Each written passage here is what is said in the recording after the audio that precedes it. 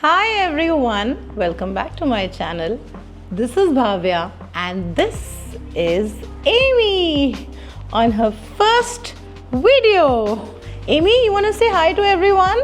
Hi. So guys, we are here because we recently got back from Malaysia and I did a question answer on Instagram and you guys had so many questions to ask me, especially when it comes to traveling with a baby. And I think over the last 11 years I've become an expert in traveling with babies because मैं हर as के बच्चे के साथ travel कर चुकी हूँ. My eldest one is 11, my daughter is 7 and she is 5 months old. So without further ado, let's get started.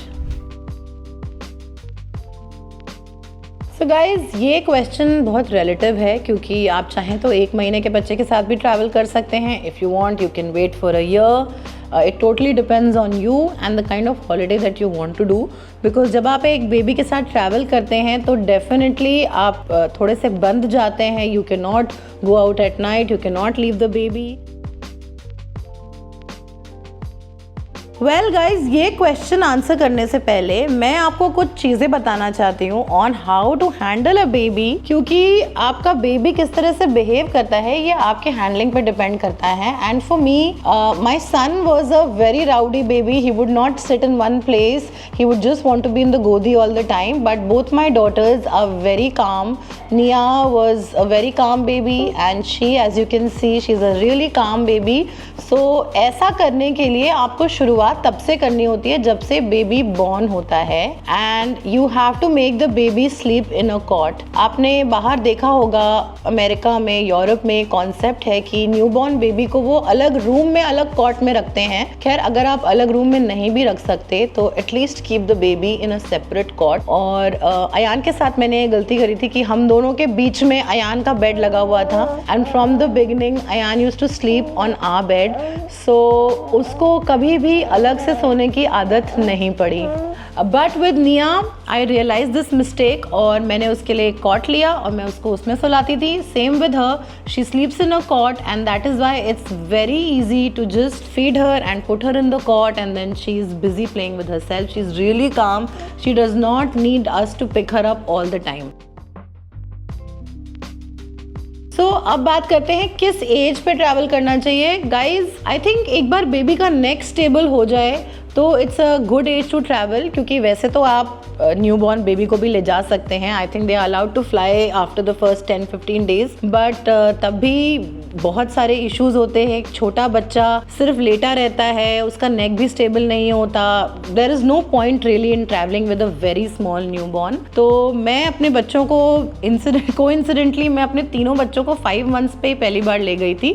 Both the babies went to Goa and this one went to Malaysia at 5 months. Because 5 months पे baby का head stable हो जाता है, baby लंबे time के लिए सोता है और आप अच्छे से मैनेज कर सकते हो. So we had a really good time traveling with her this time because she was really calm and really peaceful. So guys, ये क्वेश्चन मुझसे बहुत लोगों ने पूछा है एंड मैं पहले मेड्स को ले जा चुकी हूँ and it's not that I will not take in the future.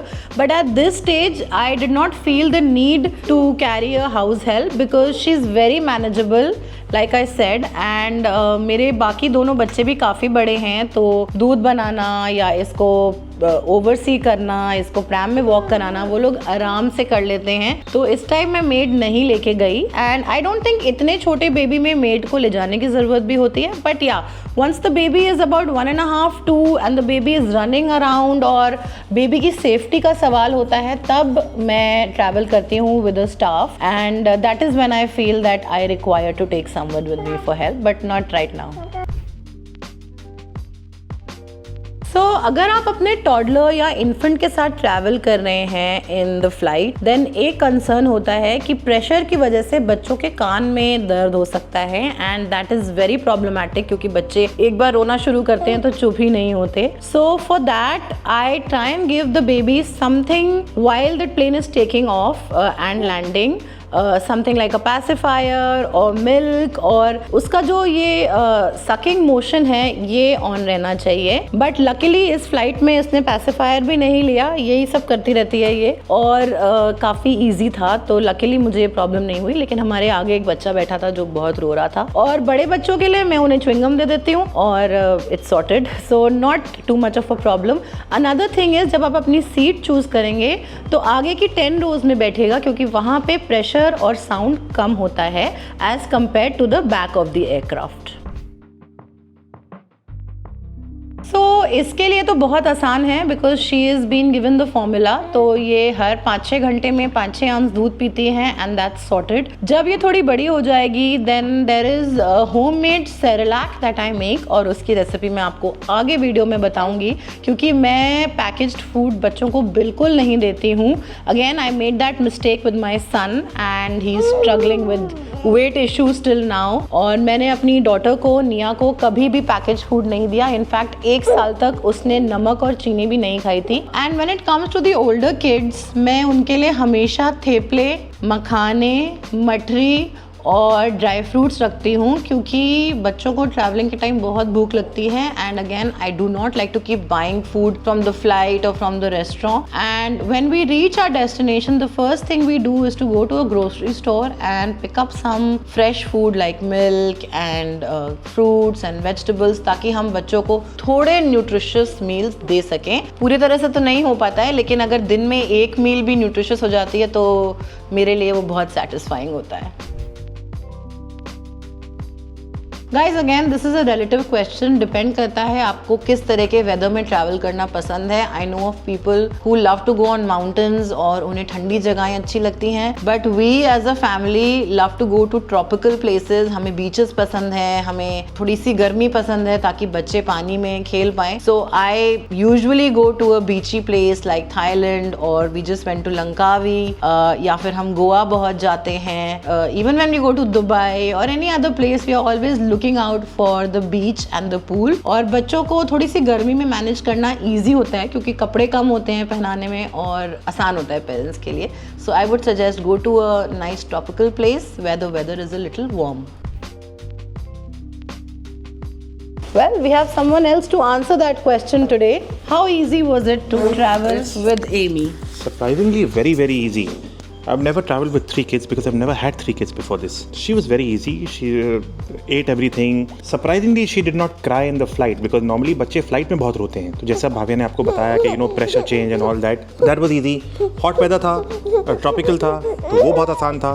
They really enjoyed in the water. She swam for the first time. I think अगर बच्चों को पहली बार कहीं घुमा रहे हैं आप, तो tropical से अच्छी तो ऑप्शन हो ही नहीं सकती. उनके खाने पीने का ध्यान रखिए. Home cooked food दीजिए. Shouldn't be too cold, shouldn't be too hot. Somewhere in the middle, which is tropical. Don't have the flights very long. तो अगेन जो कंट्रीज लखनऊ या उसके आसपास हैं 3-4 घंटे में जो जहाँ पहुँच सकते हैं, दैट इज़ वेरी इजी। और बाकी इंजॉय करिए। अगर आपको आपके बच्चे स्माइल करते हुए देखेंगे तो वो खुद ही खुश रहेंगे। So guys, thank you so much for watching and thank you so much for showing so much love on all our Instagram and YouTube posts, and I'm really enjoying this new journey with YouTube, क्योंकि बहुत अच्छा लग रहा है मुझे नए नए लोगों के कमेंट्स पढ़ के और आप लोगों से एक डिफरेंट वे में कनेक्ट करके, और बहुत अच्छा लग रहा है मेरे बच्चों को भी YouTube पे आके, क्योंकि वो अपने आप को जब टीवी पे देखते हैं उन्हें बहुत मज़ा आता है।